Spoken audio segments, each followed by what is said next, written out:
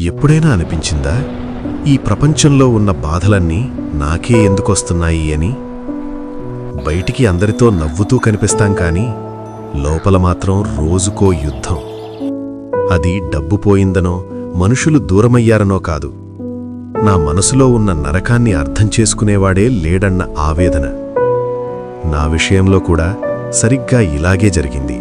ఒకరోజు తీవ్రమైన బాధతో కుంగిపోతూ దిక్కుతోచని స్థితిలో ఉన్నాను. అప్పుడే నా దగ్గరికి ఒక పెద్దాయన వచ్చాడు.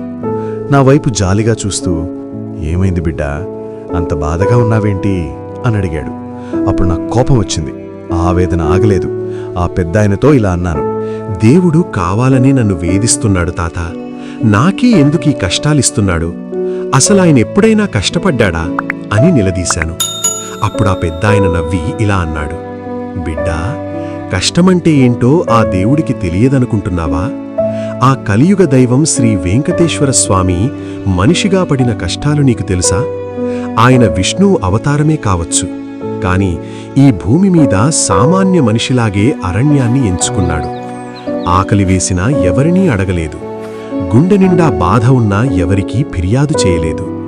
ప్రాణం కన్నా మిన్నగా ప్రేమించిన లక్ష్మీదేవి దూరమైన మనిషిగా తన బాధ్యతను వదల్లేదు. మనిషిలాగే నడిచాడు, మనిషిలాగే భరించాడు.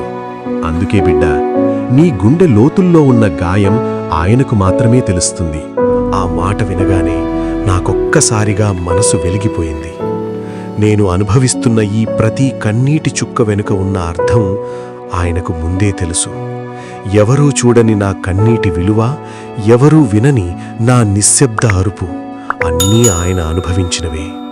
అప్పుడే నా మనసులో ఒక ధైర్యం పుట్టింది. నేను ఒంటరిని కాదు, మనిషిలా బాధపడ్డ నా దేవుడు నా పక్కనే ఉన్నాడు భక్తితో. అందుకే తిరుమల కొండపై వెలిగే ఆ దీపం కేవలం వెలుగు కాదు, మన బాధను అర్థం చేసుకునే దేవుడిచ్చే భరోసా. అందుకే ఏ కష్టం వచ్చినా ఒక్కసారి ఆ వెంకటేశ్వరుడి వైపు చూస్తే మనసు తేలిక పడుతుంది. నీ కన్నీళ్ల భాష తెలిసిన దేవుడు ఆ కలియుగ దేవుడు శ్రీ వెంకటేశ్వర స్వామి.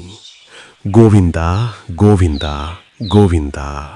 ఈ కథ నచ్చిందా? లైక్ చేయండి, మీ మిత్రులకు బంధువులకు షేర్ చేయండి. మన హిందూ ధర్మాన్ని ప్రపంచానికి చాటుదాం.